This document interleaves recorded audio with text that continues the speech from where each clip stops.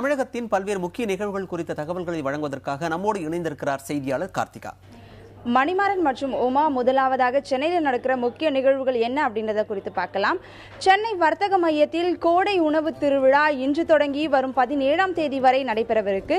ஒவ்வொரு நாளும் காலை 10:30 மணி முதல் இரவு 9 மணி வரை இந்த திருவிழா நடைபெறவிருக்கு. இதில் 300க்கும் அதிகமான உணவு வகைகள் இடம்பெற உள்ளன.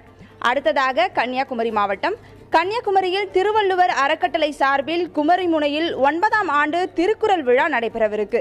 இன்று காலை 7 மணி முதல் இரவு வரை நடைபெறும் இந்த நிகழ்ச்சியில் தமிழ் சான்றோர்கள் பலர் பங்கேற்கிறாங்க. அடுத்ததாக கோவை மாவட்டம். தமிழ்நாடு வேளாண் பல்கலைக்கழகத்தின் இளங்கலை வேளாண் படிப்பிற்கு விண்ணப்ப விநியோகம் இன்று முதல் தொடங்க உள்ளது. வரும் ஜூன் 13ஆம் தேதி வரை இதற்கான விண்ணப்பங்கள் விநியோகிக்கப்படும். வேளாண்மை, தோட்டக்கலை, வனவியல், மனைவியல் உள்ளிட்ட பொறியியல் படிப்புகள் அனைத்துக்கும் ஒரே விண்ணப்பம் தான் இது பண்றாங்க.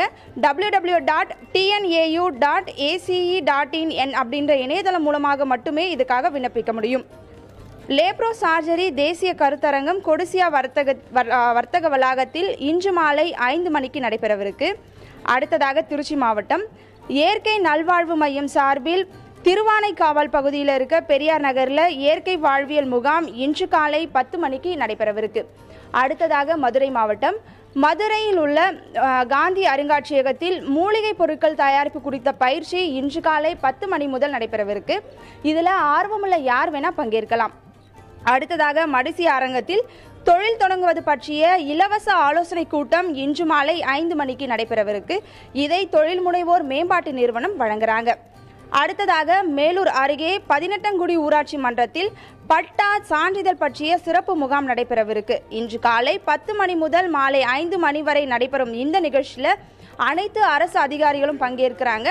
இதுதான் இன்றைய முக்கிய நிகழ்வுகள். நிச்சயமாக கார்த்திகா, சென்னை உட்பட தமிழகத்தின் முக்கிய நிகழ்வு குறித்த இன்றைய தகவல்களுக்கு நன்றி கார்த்திகா.